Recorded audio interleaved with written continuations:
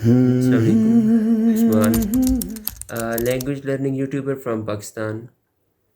हम लोग अभी सीज़न में कुछ जैपनीज़ टर्म्स को स्टडी कर रहे हैं जो रियली लाइफ पर अच्छा असर डाल सकती हैं, और आज की टर्म है किंटसुगी। क्या आपने कभी महसूस किया है कि ज़िंदगी ने आपको तोड़ दिया और हर दरार, हर ज़ख्म आपकी कमज़ोरी की इलामत बन रहा है? जापान में एक कदीम फ़न है किंटसुगी। ये बर्तनों की मरम्मत का फ़न है और एक फ़लसफ़ा भी।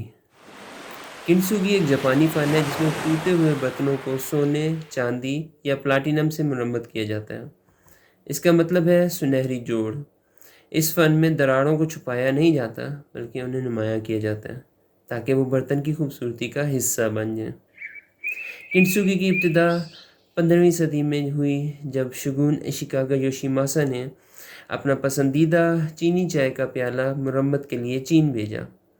जब वो प्याला वापस आया तो उसमें बदसूरत से धात के जोड़ लगे हुए थे। इससे मायूस होकर जापानी कारीगरों ने एक खूबसूरत मरम्मत का तरीका ईजाद किया, जिसे हम आज किंटसुगी के नाम से जानते हैं। किंटसुगी जापानी फ़लसफ़ा वाबी साबी से बहुत मिलता है, जो कमज़ोरी और सादगी में खूबसूरती तलाश करता है।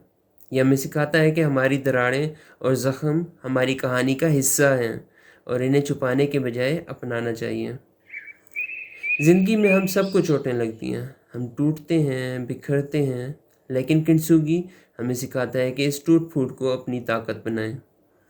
जैसे बर्तन की दरारें किसी खूबसूरत अंदाज में भरकर उसे मज़ीद खूबसूरत बनाया जाता है, वैसे ही हम अपनी ज़िंदगी की दरारों को कबूल करके उन्हें अपनी खूबसूरती का हिस्सा बना सकते हैं। किंटसुगी सिर्फ़ एक फ़न नहीं है, बल्कि एक फ़लसफ़ा है, एक तरीक़ा ज़िंदगी है। ये हमें सब्र, कबूलियत और ख़ुद से मोहब्बत सिखाता है।